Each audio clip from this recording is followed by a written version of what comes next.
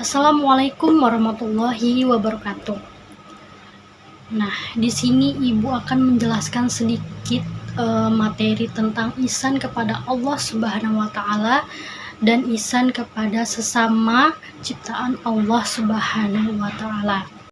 Masuk kepada materi yang pertama, yaitu ihsan kepada Allah Subhanahu wa taala. Jadi berlaku ihsan dalam menyembah Allah Subhanahu wa taala baik dalam bentuk ibadah khusus yang disebut ibadah mahda, yaitu ibadah seperti sholat, puasa, zakat, dan lain sebagainya. Lain halnya dengan ibadah ghairu mahda.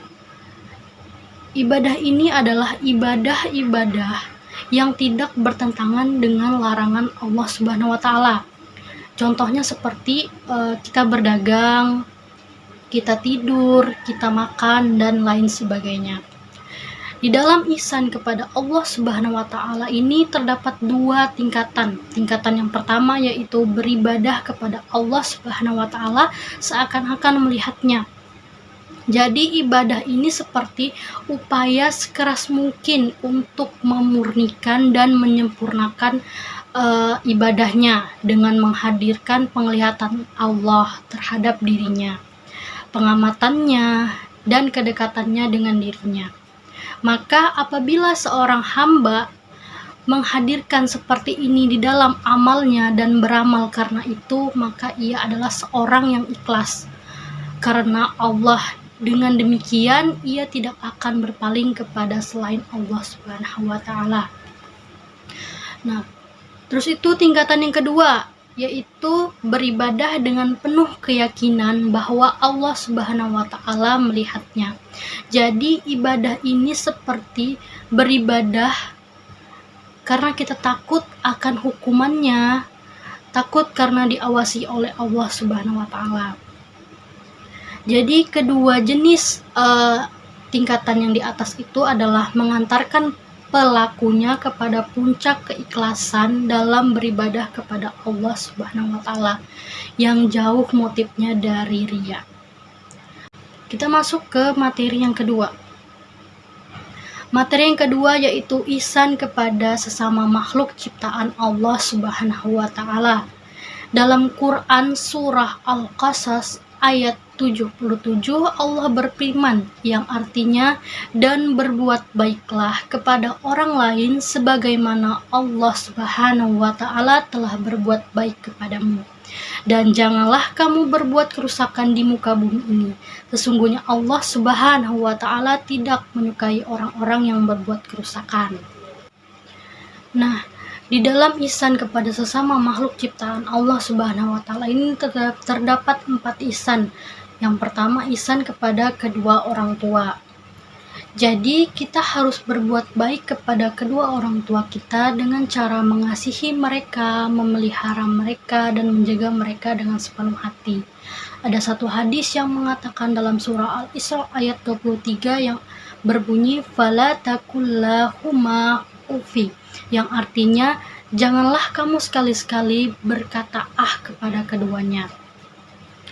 Nah, jadi pada saat kalian menyakiti orang tua kalian, sama saja kalian menyakiti Allah Subhanahu wa taala. Jadi berbuat baiklah kepada kedua orang tua kalian dan jagalah mereka dengan sepenuh hati. Nah, yang kedua yaitu ihsan kepada tetangga. Jadi ihsan kepada tetangga ini yaitu pada saat tetangga kalian meminta bantuan kepada kalian, kalian harus tolong dengan ikhlas karena Allah Subhanahu wa taala. Jika pada saat kalian memasak lebih, kalian harus memberikan kepada tetangga karena kita ini adalah makhluk sosial yang tidak bisa hidup sendiri-sendiri, pasti harus bertetangga. Nah, yang ketiga itu ihsan kepada tamu. Jadi ihsan kepada tamu ini secara umumnya itu menghormati dan menjamu mereka. Jadi pada saat tamu kalian datang, kalian harus menjamu mereka dengan baik, dengan sopan. Pada saat kalian nanti bertamu ke rumahnya, kalian juga pasti dijamu mereka dengan baik dan dengan sopan. Nah, ihsan yang terakhir yaitu ihsan kepada binatang. Jadi ihsan ini tidak hanya kepada kedua orang tua, kepada tetangga, kepada tamu, tetapi juga bisa kepada binatang. Jadi ihsan kepada binatang ini yaitu pada saat binatang itu lapar, kalian beri makan. Pada saat binatang itu sakit, kalian obati. Nah, tapi binatang ini kita tidak boleh membebani mereka dari batas kemampuannya. Itu sama saja kita menyiksa dan menyakiti mereka. Nah, jadi kesimpulan yang dapat kita ambil dari materi-materi yang tadi, berbuat baiklah kepada sesama manusia, kepada binatang, dan berbuat baiklah kepada Allah Subhanahu wa Ta'ala dengan cara beribadah dengan baik dan menjauhi larangan-larangannya. Mungkin itu saja yang dapat Ibu jelaskan kepada kalian. Semoga apa yang Ibu sampaikan tadi bisa bermanfaat untuk kalian semua. Wallahul muwaffiq ila aqwamit thoriq. Wassalamualaikum warahmatullahi wabarakatuh.